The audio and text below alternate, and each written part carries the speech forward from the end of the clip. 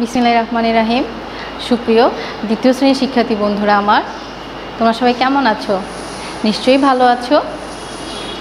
আমিও আল্লাহর মেহেরবানিতে ভালো আছি। বন্ধুরা, আজকের বাংলা বিষয়ে অনলাইন ক্লাসে তোমাদের সবাইকে শুভেচ্ছা জানাই। আমি খাদিজা আক্তার। আজকের পাঠ্যে আমরা আরও একটি কবিতা পড়ব। তোমরা তোমাদের পাঠ্য বইয়ের 20 নং পৃষ্ঠায় এই কবিতাটি পেয়ে যাবে। কবিতার নাম হলো আমি হব। আমরা কিন্তু অনেকেই বড় হয়ে অনেক কিছু হতে চাই, তাই না? প্রত্যেকেরই মনে মনে স্বপ্ন থাকে। ঠিক সেই রকমই একটি মনের স্বপ্নের আশার কবিতা আমি হব। চলো আমরা কবিতাটি আবৃত্তি করি। তোমরাও আমার সাথে সাথে মনোযোগ দিয়ে শুনবে এবং দেখবে। আমি হব কাজী নজরুল ইসলাম।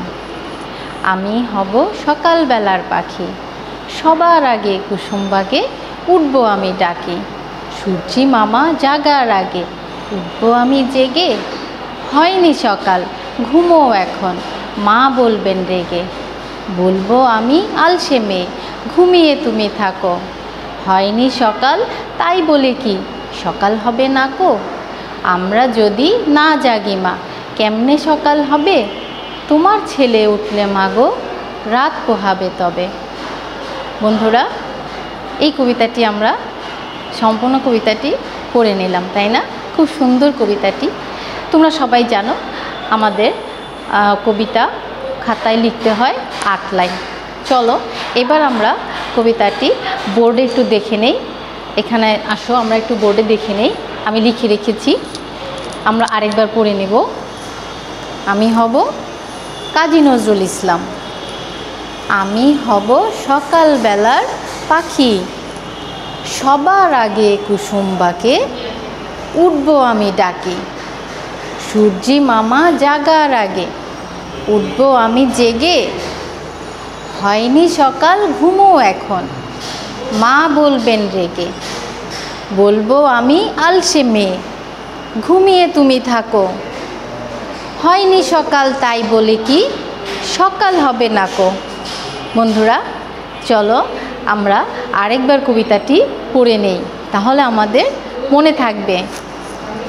আমি হব কাজী নজরুল ইসলাম। আমি হব সকালবেলার পাখি, সবার আগে কুসুমবাগে উঠব আমি ডাকি। সূর্যি মামা জাগার আগে উঠব আমি জেগে। হয়নি সকাল ঘুমো এখন, মা বলবেন রেগে। বলবো আমি আলসে মেয়ে, ঘুমিয়ে তুমি থাকো। হয়নি সকাল তাই বলে কি সকাল হবে না কো? শিক্ষার্থী বন্ধুরা, আমরা কবিতাটি পড়ে নিলাম। তোমরাও বাড়িতে বারবার পড়বে, সেই সাথে লিখবে। এবার আমরা এই কবিতা থেকে নেয়া কয়েকটি শব্দের অর্থ জেনে নিব।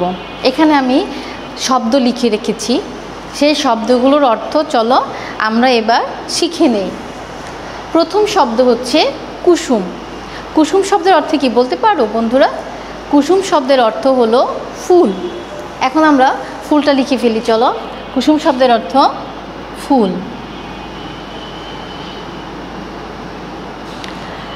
পরের শব্দটি হচ্ছে বাগ।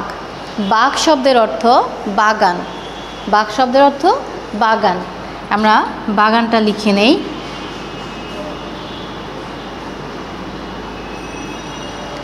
এরপরের শব্দ হচ্ছে সূর্যি।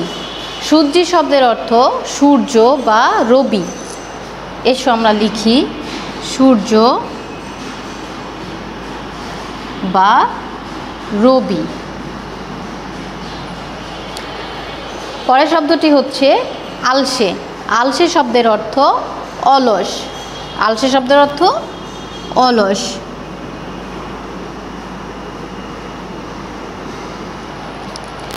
এরপরের শব্দ হচ্ছে সূর্যি মামা। সূর্যি মামা শব্দের অর্থ সূর্যকে আদর করে মামা ডাকা হয়েছে। এখানে আমরা কবিতাও কিন্তু সূর্যি মামা শব্দটি পেয়েছিলাম। তোমরাও জানো আমরা আদর করে কিন্তু অনেক সময় সূর্যকে মামা ডাকি, তাই না? এই কথাটি আমরা লিখে দেই, সূর্যকে আদর করে মামা ডাকা হয়েছে।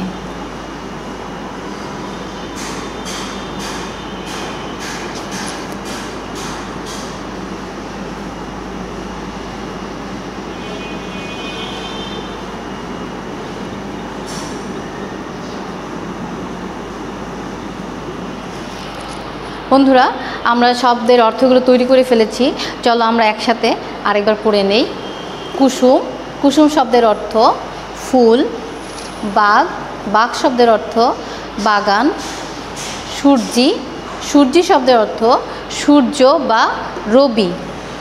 আলসে, আলসে শব্দের অর্থ হলো অলস।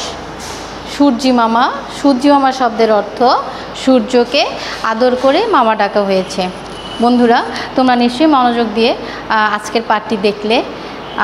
আশা করি তোমরা সবাই বুঝতে পেরেছো এবং কবিতাটি তোমাদের ভালো লেগেছে, তোমরাও শিখে নিয়েছো। বাড়িতে এই আজকের পাঠটি তোমরা করে রাখবে।